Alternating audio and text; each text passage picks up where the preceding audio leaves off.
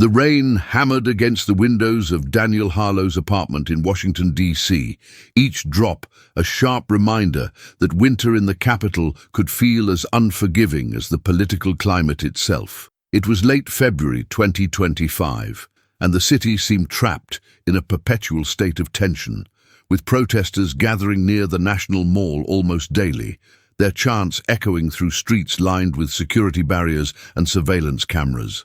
Daniel sat hunched over his cluttered desk, the glow of his laptop casting shadows across his unshaven face, his eyes bloodshot from another sleepless night spent chasing leads that others had long abandoned.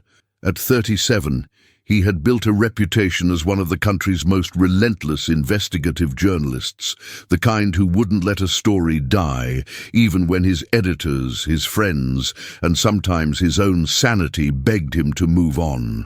His apartment reflected his obsession: stacks of manila folders, yellowed newspapers from decades past, printouts of declassified CIA documents, and post-it notes covering nearly every wall, each one connecting dots that most people couldn't even see. He'd been working on a piece about government surveillance overreach when the package arrived 3 days ago. A plain manila envelope with no return address, postmarked from Virginia but otherwise anonymous.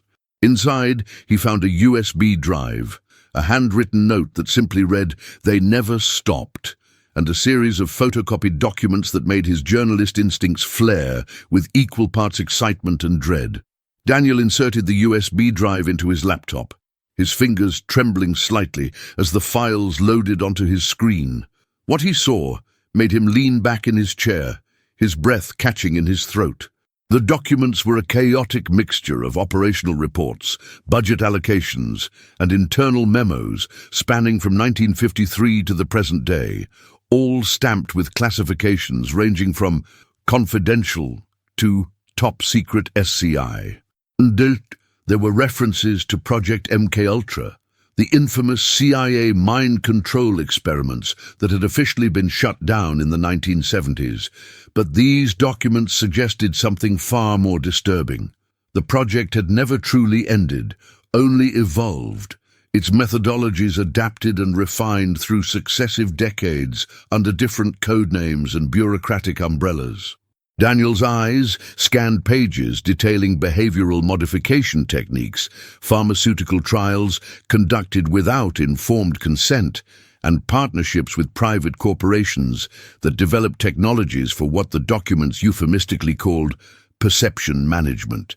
He found invoices for chemical compounds he didn't recognize, psychological profiles of unwitting test subjects, and maps marking locations across the United States where these operations had allegedly been conducted.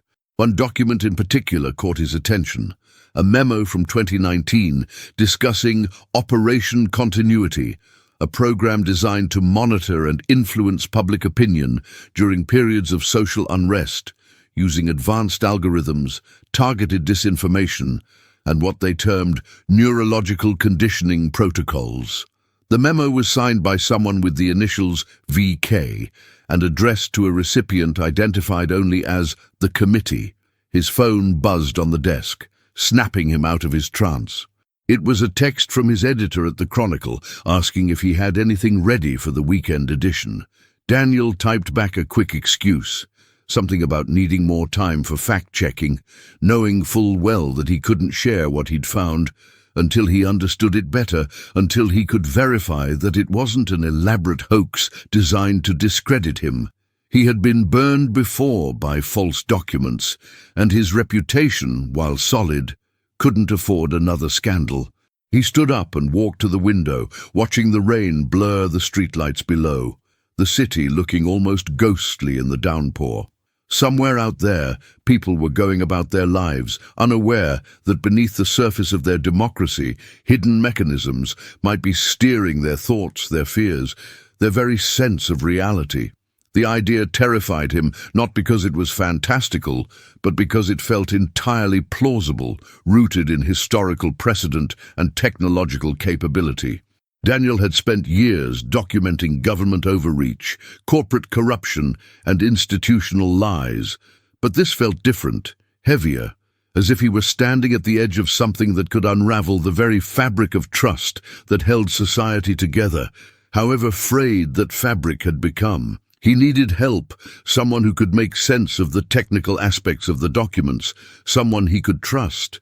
His mind immediately went to Maya Rourke, a cryptographer and data analyst he had worked with once before on a story about encrypted communications used by extremist groups. Maya was brilliant, almost unsettlingly so, with a mind that could decode patterns others couldn't even perceive, but she was also intensely private, keeping everyone at arm's length with a cool professionalism that bordered on coldness. Daniel had always sensed there was something more beneath her reserved exterior, some personal wound she carried but never discussed, and he respected her boundaries even as his curiosity about her deepened. He pulled out his phone and scrolled to her contact, hesitating for a moment before typing out a message. "Need your expertise on something sensitive. Can we meet tomorrow?" He hit send and waited, the apartment suddenly feeling too quiet, too still. Within minutes, his phone buzzed with her reply. "Arlington Cemetery, 10 a.m., come alone." The choice of location struck him as oddly symbolic. A place where the dead rested beneath orderly rows of white headstones, where history was honored and sanitized, where uncomfortable truths were buried alongside the bodies of those who had served a country that wasn't always worthy of their sacrifice. Daniel returned to his desk and began organizing the documents, creating a digital backup and encrypting it with a password only he knew. He printed out key pages, highlighting sections that seemed most significant, trying to construct a timeline that made sense. The more he read, the clearer the pattern became. Every few decades, when public trust in government institutions reached a critical low, when social movements threatened the status quo, when wars ended and questions began, these programs would surface briefly in congressional hearings or media exposés, only to be officially disbanded while their core functions were quietly transferred elsewhere, rebranded, and continued under new leadership. It was a cycle of revelation and concealment, transparency and obfuscation, a dance between democracy and secrecy that had been playing out since the Cold War. What made this different, what made his pulse quicken with a mixture of fear and determination, was the suggestion in these documents that the current iteration of these programs was more sophisticated, more invasive, and more widespread than anything that had come before, leveraging technologies that didn't exist even a decade ago. Artificial intelligence, biometric surveillance, neuroimaging, and social media manipulation tools that could micro-target individuals with precision that would have been unimaginable to the architects of MKUltra. As midnight approached, Daniel finally closed his laptop and lay down on his couch, too wired to sleep, but too exhausted to continue working. He stared at the ceiling, listening to the rain, and thought about the note that had come with the documents. They never stopped. Who had sent this to him, and why? Was it a whistleblower risking everything to expose the truth, or was it bait, a trap designed to lure him into publishing something that would destroy his credibility or worse, make him a target? He thought about all the journalists who had pursued stories like this and paid the price, not always with their lives, but with their careers, their reputations, their peace of mind. He thought about Gary Webb, about Michael Hastings, about all the names that had become cautionary tales in newsrooms across the country. But he also thought about the alternative, doing nothing, letting the story die. Going back to writing safe pieces about political scandals and corporate malfeasance, while something far more sinister continued unchecked. The choice, if it could even be called a choice, was already made the moment he opened that envelope. Daniel Harlow was many things, but a coward wasn't one of them, and tomorrow, when he met Maya at Arlington Cemetery, he would take the first step into a darkness he suspected he would never fully emerge from. Not unchanged, not whole, but perhaps, if he was lucky, with the truth. The morning air at Arlington National Cemetery carried a biting cold that seemed to seep through Daniel's jacket, as he walked along the pathways lined with graves, each white headstone a testament to sacrifice that felt both noble and heartbreaking. It was just past 10 when he spotted Maya standing near the tomb of the unknown soldier, her hands buried in the pockets of a long black coat, her dark hair pulled back in a tight ponytail that emphasized the sharpness of her features. She looked exactly as he remembered, composed, alert, and somehow apart from the world around her, as if she existed behind an invisible barrier that kept everyone at a safe distance. Daniel approached slowly, noticing how her eyes scanned the surroundings with a practiced vigilance that suggested this wasn't just caution, but training, the kind of awareness that came from years of living with the assumption that someone might always be watching. When she finally acknowledged his presence with a brief nod, there was no warmth in her expression, only the cool professionalism he had come to expect, though he thought he detected something else beneath it, a flicker of apprehension that vanished as quickly as it appeared. "You picked an interesting spot," Daniel said as he stopped a few feet away from her, his breath visible in the cold air. Maya didn't smile, her gaze fixed somewhere beyond him, watching a group of tourists paying their respects at a nearby grave. "I picked a place where people expect silence and don't ask questions," she replied, her voice low and measured.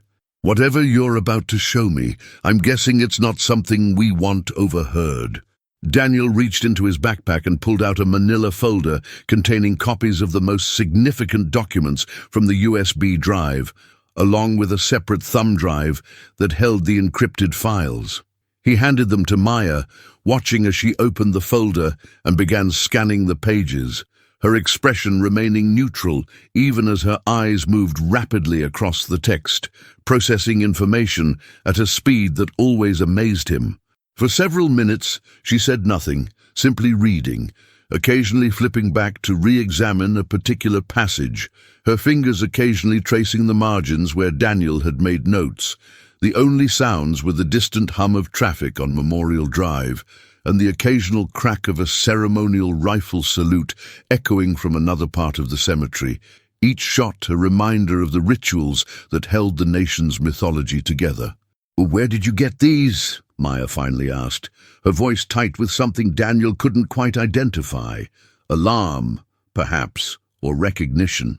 "Anonymous delivery 3 days ago," he said. "No return address, no indication of who sent it or why they chose me. I've spent the last 72 hours trying to verify what I can through public records and FOIA requests, cross-referencing names and locations, but most of this is beyond my expertise. That's why I need you."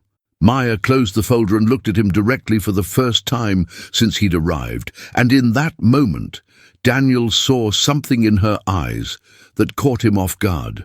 Not surprise, but the absence of it, as if what she was seeing confirmed something she had long suspected but never wanted proven. "These documents reference programs my father worked on," she said quietly, each word seeming to cost her something. "He was a behavioral psychologist, contracted by the CIA in the 1990s, part of a team developing what they called advanced interrogation and persuasion techniques. He never talked about the specifics, but I found some of his old files after he died 5 years ago. I burned them. I didn't want to know. I didn't want to carry that." Daniel felt a wave of understanding wash over him, connecting dots he hadn't even known existed. Maya's emotional distance, her reluctance to get close to anyone, her obsessive focus on her work, it all made sense now as a coping mechanism, a way to survive the knowledge that someone she loved had participated in something morally indefensible, however justified he might have believed it to be at the time. "I'm sorry," Daniel said, meaning it. "If I had known, I wouldn't have—" Maya cut him off with a sharp gesture. "Don't. I agreed to meet you because I knew when I saw your message that it would be something like this. Part of me has been waiting for this moment, dreading it, but also needing it, needing to understand what my father was really involved in." She tucked the folder under her arm and started walking, and Daniel fell into step beside her, the two of them moving away from the more crowded sections of the cemetery toward quieter pathways where the graves were older, the names weathered by decades of rain and sun. These documents aren't just historical, Maya continued, her voice steadier now, slipping into the analytical mode that Daniel recognized from their previous collaboration. The references to neurological conditioning, perception management, algorithmic targeting, this is describing capabilities that only became possible in the last few years. Whoever compiled this wants us to understand that what started as crude psychological experiments has evolved into something far more sophisticated and far more dangerous. They reached a bench overlooking a section of the cemetery where the headstones stretched out in seemingly endless rows, and Maya sat down, opening the folder again and pulling out several pages that Daniel had marked as particularly significant. Operation Continuity, she read aloud. They're not even trying to be subtle with the name. It's telling us exactly what it is. The continuation of programs that were supposedly shut down, adapted for the digital age. Look at this budget allocation from 2022, $40 million for social cohesion research funneled through a think tank that doesn't appear in any public registry. And here, contracts with tech companies for behavioral analytics platforms that can process social media data in real time, identifying individuals who might be susceptible to targeted messaging. She paused, her finger hovering over a particular line in one of the memos. This phrase here, neurological conditioning protocols, that's not metaphorical.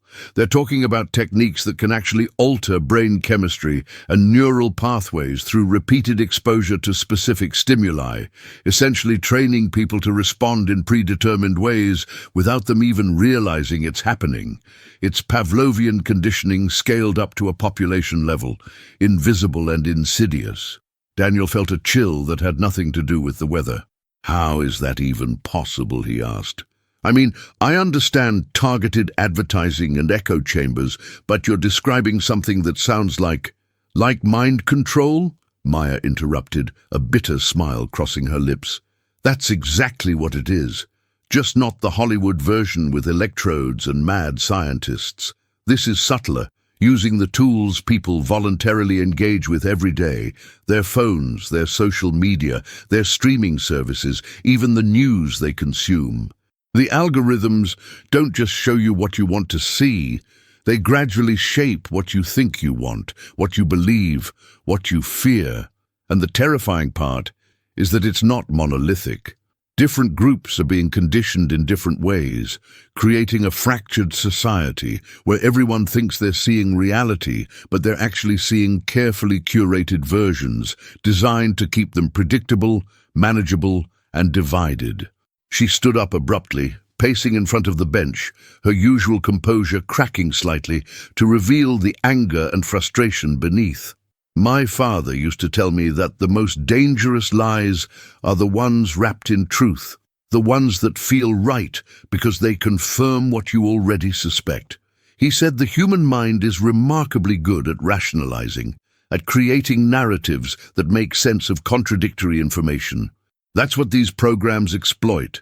Our need for coherent stories, our desire to belong to a tribe, our fear of being wrong or alone. Daniel watched her, realizing that this wasn't just an intellectual exercise for Maya. It was personal, a reckoning with a legacy she had tried to escape but could never fully leave behind. So what do we do? He asked. We can't just sit on this. If even half of what's in these documents is true, people deserve to know. Gee, Maya stopped pacing and looked at him with an intensity that made him uncomfortable. Do they? Really? Think about what you're proposing, Daniel. You're talking about revealing that the institutions people trust, the systems they believe in, the very reality they think they're experiencing, might all be manipulated. You're talking about pulling back the curtain and showing them that their thoughts, their beliefs, their sense of identity might not entirely be their own. What do you think happens when you do that? Do you think people will thank you? Do you think they'll demand reform and accountability? Or do you think they'll double down on their existing beliefs, call you a conspiracy theorist, a traitor, a threat to national security?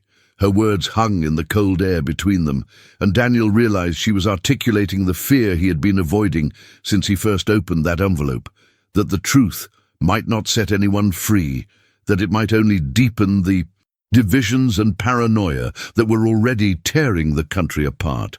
"I don't know," Daniel admitted, his voice barely above a whisper. "But I can't unknow what I've seen. I can't go back to writing fluff pieces and pretending this doesn't exist, and neither can you, or you wouldn't be here." Maya was quiet for a long moment, her eyes returning to the documents in her hands. Finally, she spoke, her voice resigned but determined. "You're right. We're already too far in. But we need to be smart about this. We need more verification, more sources, more evidence that can withstand scrutiny, and we need to understand who sent this to you and why. This could be a legitimate whistleblower trying to expose something real, or it could be a sophisticated disinformation campaign designed to discredit anyone who touches it. Until we know which, we proceed carefully." Daniel nodded, feeling a strange mixture of relief and dread at the commitment they were making. They were crossing a line from which there would be no easy return, entering territory where professional risks became personal dangers, where the pursuit of truth could exact a price neither of them was fully prepared to pay. As they left the cemetery together, walking past rows of graves that held the remains of those who had died in wars both declared and covert, Daniel couldn't shake the feeling that they were embarking on their own kind of war, one fought not with weapons, but with information, not on battlefields, but in the shadowy spaces between official narratives and hidden realities, a war where the casualties might be measured not in bodies, but in shattered illusions and broken trust. The coffee shop in Georgetown was the kind of place where students hunched over laptops and professionals conducted hushed meetings, the background noise of espresso machines and quiet conversations providing a sonic camouflage that Daniel and Maya had learned to appreciate. It was mid-March now, nearly 3 weeks since their meeting at Arlington, and the investigation had consumed every waking hour of their lives, transforming Daniel's apartment into a makeshift operations center and pulling Maya deeper into a past she had spent years trying to outrun. They sat at a corner table with their backs to the wall, a habit Daniel had adopted from Maya's instinctive security awareness, surrounded by printouts, annotated timelines, and 2 laptops displaying encrypted files that they cross-referenced with publicly available information. The progress had been painstaking but revelatory, each new piece of evidence building a picture that was simultaneously more concrete and more disturbing than Daniel had initially imagined.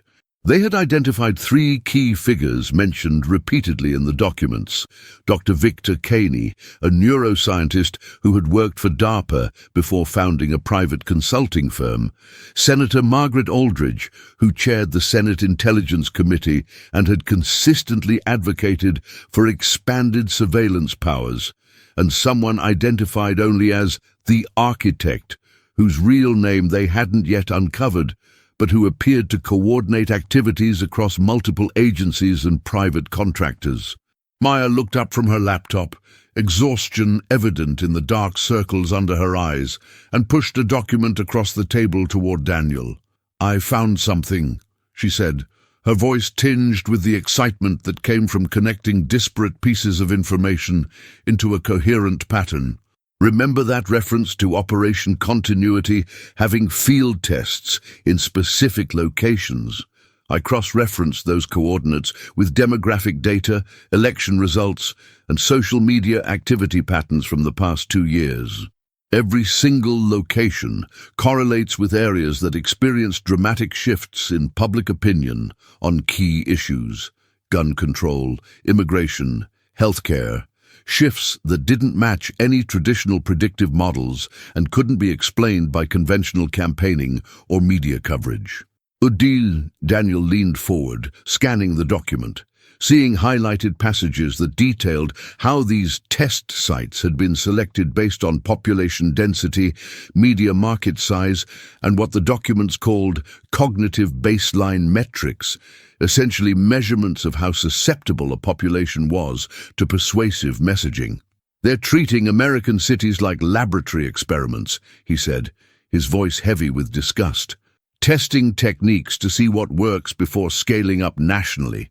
"It's worse than that," Maya replied, pulling up a series of graphs on her laptop that showed before and after measurements of public sentiment in these test locations. "Look at the specificity of the targeting. They're not just shifting general opinions. They're identifying individuals with particular psychological profiles. People who are opinion leaders in their communities, people who are politically active but ideologically flexible, people who have large social networks both online and offline, and they're micro-targeting them with content designed to exploit their specific vulnerabilities. It's like a precision weapon for social engineering, hitting exactly the right people with exactly the right message at exactly the right time." Daniel felt his stomach turn as he absorbed the implications. This wasn't just propaganda. It was something far more insidious, a systematic effort to rewire the social fabric of communities, to transform organic civic discourse into a managed phenomenon, where even dissent was calculated and controlled. He thought about the protests he had covered, the grassroots movements he had written about with such admiration for their authenticity, and wondered how many of them had been genuinely spontaneous versus subtly guided toward outcomes that served interests invisible to the participants themselves. Their research had also revealed disturbing connections between operation continuity and private sector actors, particularly technology companies that provided the platforms and tools necessary for such large-scale psychological manipulation. Daniel had reached out to former employees of these companies under the pretext of working on a story about data privacy, and the conversations, conducted through encrypted channels and often late at night, had painted a picture of corporate government partnerships that operated in legal grey zones, exploiting loopholes in regulatory frameworks and hiding behind layers of contractors and subcontractors. One former data scientist at a major social media company had told Daniel, speaking on condition of absolute anonymity, that the company had knowingly provided government agencies with access to user data far beyond what was publicly disclosed, not through formal legal channels, but through special arrangements that bypassed normal oversight. "We built tools that could predict not just what people would click on," the scientist had said, his voice distorted by the encryption software, "but what would make them angry, what would make them afraid, what would make them act. And then we gave those tools to people who wanted to use them for purposes we never fully understood." Maya had been pursuing a parallel line of investigation into her father's past, requesting his personnel files through a Freedom of Information Act request that had been partially granted but heavily redacted. What little information she received confirmed that Dr. Rook had been involved in behavioral research programs during the 1990s, working specifically on influence operations in post-Soviet states and later in the Middle East, developing techniques for what the documents euphemistically called democratic capacity building, but which Maya recognized as efforts to shape political outcomes in foreign countries. The revelation that her father had been part of the institutional machinery now being turned inward on American citizens hit her harder than Daniel had expected, and he had watched over the past weeks as her emotional walls, so carefully constructed, began to show cracks. She spoke more openly now, sharing memories of her childhood that were tinged with a new understanding. The long absences her father had never explained, the locked office in their home she had never been allowed to enter, the way he would sometimes look at her with an expression she could now identify as guilt mixed with resignation, as if he knew the work he was doing was morally compromised, but believed it was necessary nonetheless. One evening, working late in Daniel's apartment while rain hammered against the windows in a storm that felt apocalyptic, Maya had broken down in a way that shocked them both. They had been reviewing financial records showing massive budget transfers between agencies, trying to trace the money trail that connected seemingly unrelated programs, when Maya suddenly stood up, walked to the window and started crying, her shoulders shaking with sobs she couldn't or wouldn't suppress. Daniel had approached cautiously, unsure of how to respond, and when he placed a tentative hand on her shoulder, she had turned and collapsed against him, her carefully maintained composure finally shattering under the weight of what they were uncovering. "He knew," she had said between sobs, her voice muffled against his chest. "My father knew what this would become. He knew, and he did it anyway. And I spent my whole life thinking he was a hero, someone who served his country, and now I don't know who he was or what any of it meant." Daniel had held her, feeling helpless in the face of her pain, but also profoundly moved by her vulnerability, by the trust it took to let him see her like this. When she finally pulled away, wiping her eyes with the back of her hand, she had looked at him with a determination that was somehow stronger for having been tested. "We have to finish this," she had said. "We have to make sure people know what's being done to them, what's been done in their name. It's the only way any of this means anything." Now, sitting in the Georgetown coffee shop as March rain streaked the windows, they were closer to having a complete story, but also more aware of how dangerous publishing it would be. Daniel had already received strange phone calls at odd hours that disconnected when he answered, noticed the same car parked on his street multiple days in a row, and experienced odd glitches with his electronic devices that felt less like coincidence and more like warning signs. Maya had been more direct about her concerns, pointing out that they were likely being monitored, that their communications were probably compromised, and that they needed to assume their investigation was known to the very people they were investigating. "We need an insurance policy," she had said earlier that morning. "We need to make sure that if something happens to us, the information gets out anyway. Dead man's switch, multiple copies in secure locations, trusted people who can publish if we can't." Daniel had agreed in principle, but struggled with the practicality, knowing that involving more people increased the risk, but also recognizing that Maya was right. They couldn't be the only ones holding this knowledge, or it could be buried along with them. Their discussion was interrupted by Daniel's phone buzzing with an incoming call from an unknown number. He almost ignored it, assuming it was another one of the hang-ups he'd been getting, but something made him answer. "Daniel Harlow," he said cautiously. The voice on the other end was electronically distorted, gender indeterminate, speaking with an urgency that immediately commanded attention. "You're getting close to something you shouldn't be touching. Stop now, destroy everything you have and walk away. This is your only warning." The line went dead before Daniel could respond. He looked at Maya, his face pale, and relayed the message. She didn't seem surprised, only resigned, as if she had been expecting this moment. "They're scared," she said quietly. "That means we're on the right track. That means what we have is real and dangerous enough that they're willing to break protocol to try to stop us." Daniel felt a surge of defiance mixed with genuine fear, knowing they had crossed a threshold from investigation into confrontation, from journalism into something that felt more like warfare. The coffee shop suddenly seemed too exposed, the other patrons too close, the windows too transparent.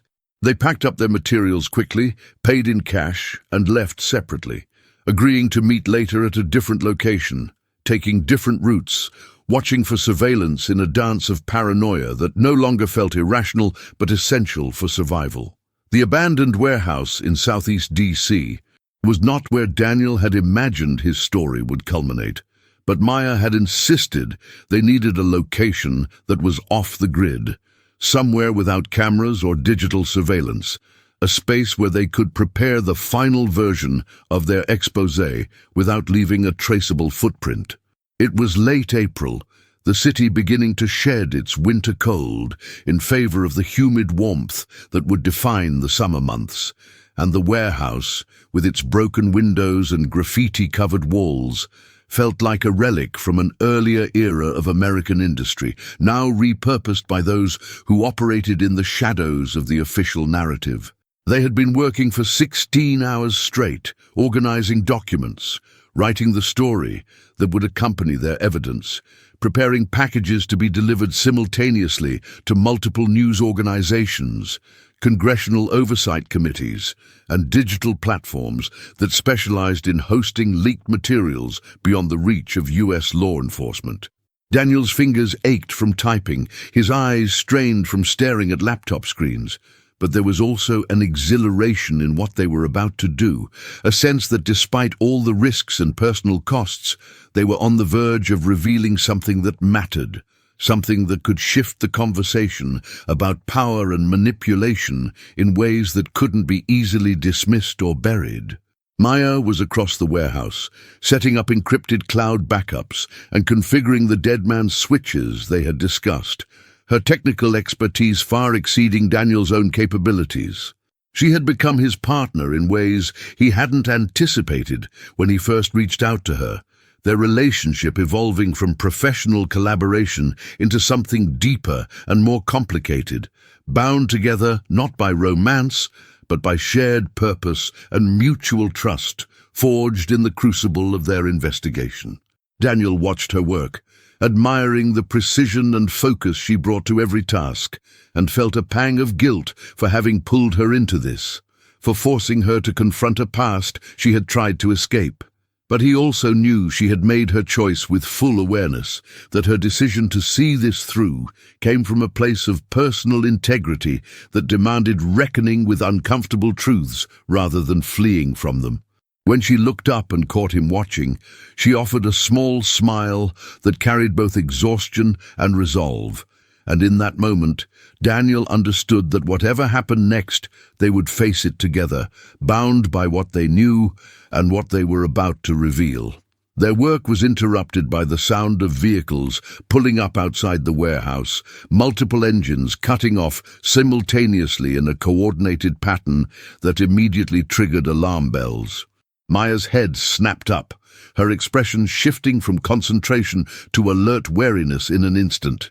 "We need to go," she said sharply, already moving to pack up the essential materials.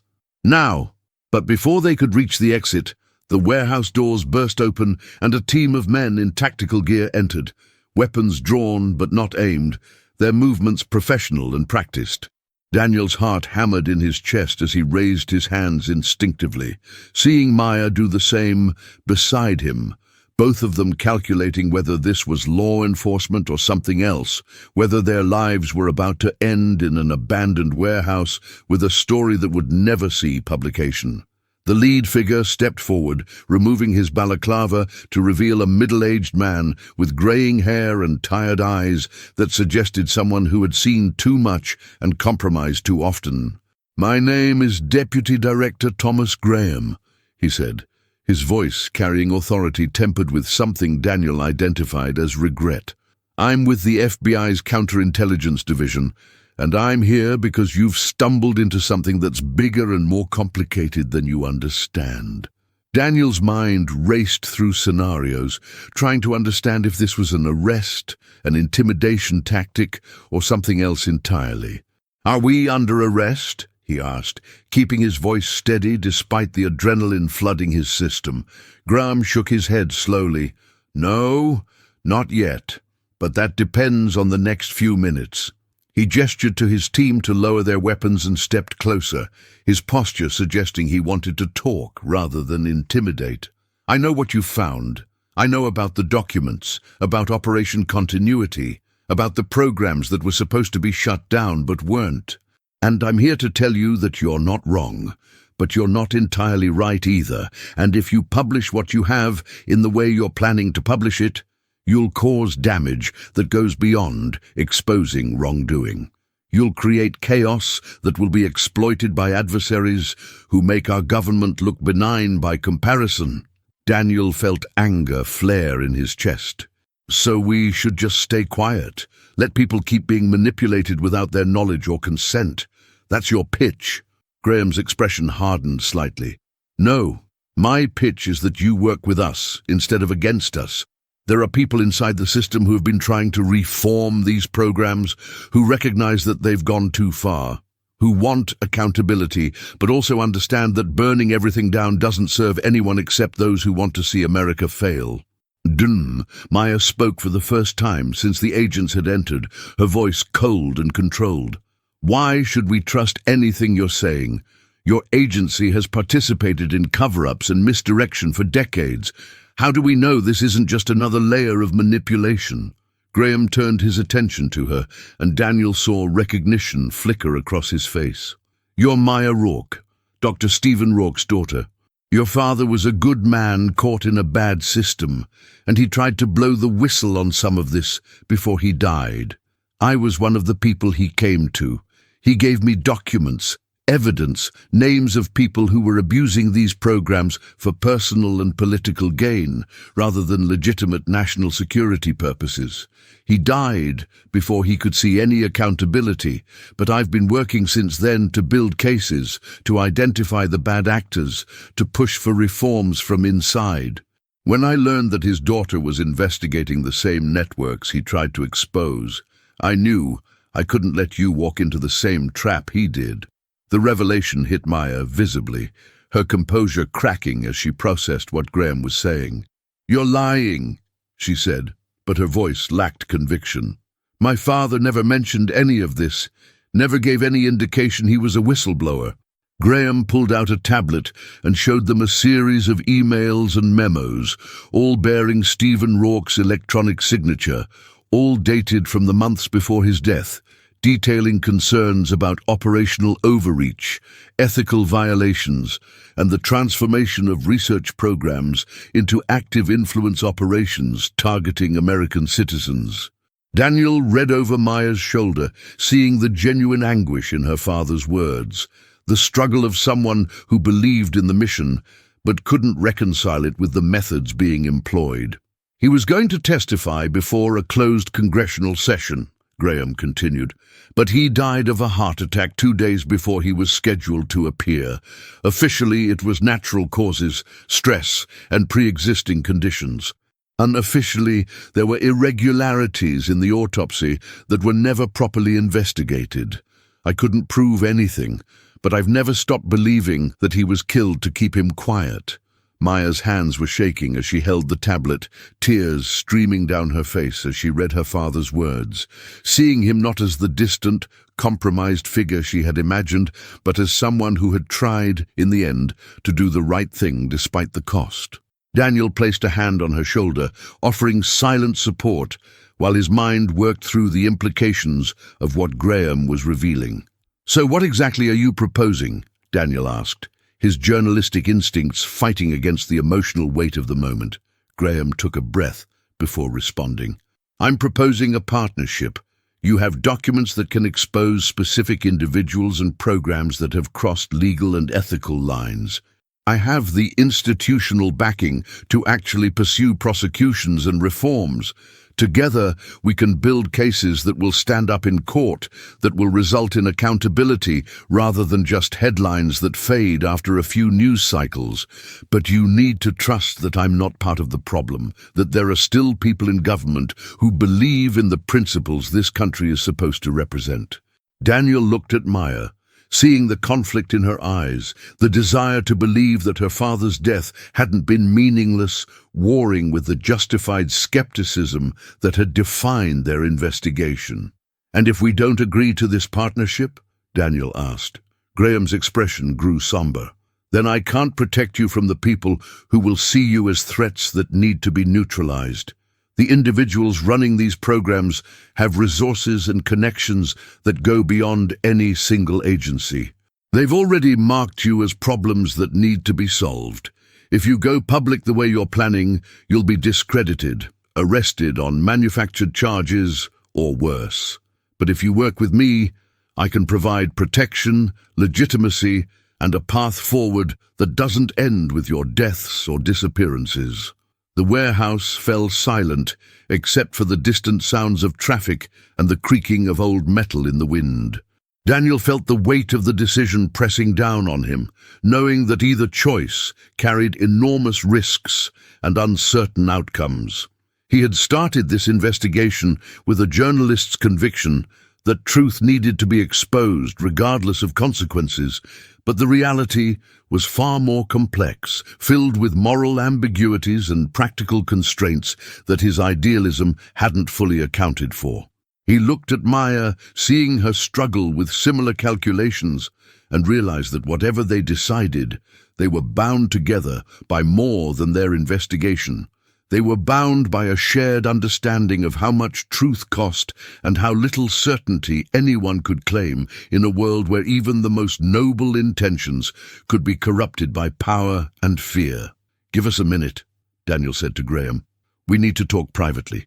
Graham nodded and stepped back, signaling his team to wait outside, leaving Daniel and Maya alone in the cavernous warehouse.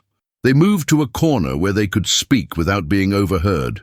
Though both assumed they were still being monitored through electronic means they couldn't detect. "What do you think?" Daniel asked quietly. Maya wiped her eyes and took a shuddering breath. "I think my father tried to do what we're trying to do, and it got him killed. I think Graham might be telling the truth, or he might be running the most sophisticated manipulation we've encountered yet. I think we're out of good options and need to choose the least bad one." Daniel nodded, feeling the same calculation playing out in his own mind. "If we work with Graham, we give up control of the narrative. We become part of the system we've been investigating. But if we don't, we might not survive long enough to tell the story at all, and everything we've learned dies with us." Maya looked at him with eyes that held both fear and determination. "My father couldn't live with what he knew. He couldn't keep silent, but he also couldn't expose it on his own. Maybe Graham is offering us the path my father was looking for before he died.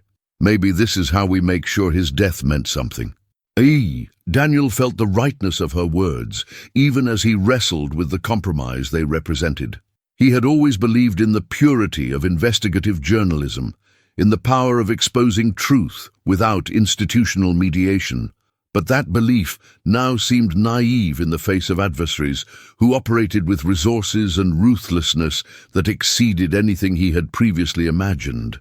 They returned to where Graham waited, his expression revealing nothing about his expectations. Daniel spoke for both of them. "We'll work with you, but on conditions. First, we maintain copies of all our evidence outside your control, insurance against being double-crossed. Second, we're involved in every step of how this information is used and disclosed. We're not handing you ammunition and hoping you use it responsibly. Third, if at any point we believe we're being manipulated or the investigation is being buried, we reserve the right to go public on our own terms." "Those are non-negotiable." Graham considered this for a moment, then nodded slowly. "Agreed. But understand that some of what you've found will never be publicly disclosed, not because we're covering it up, but because revealing certain operational details would genuinely compromise legitimate national security interests.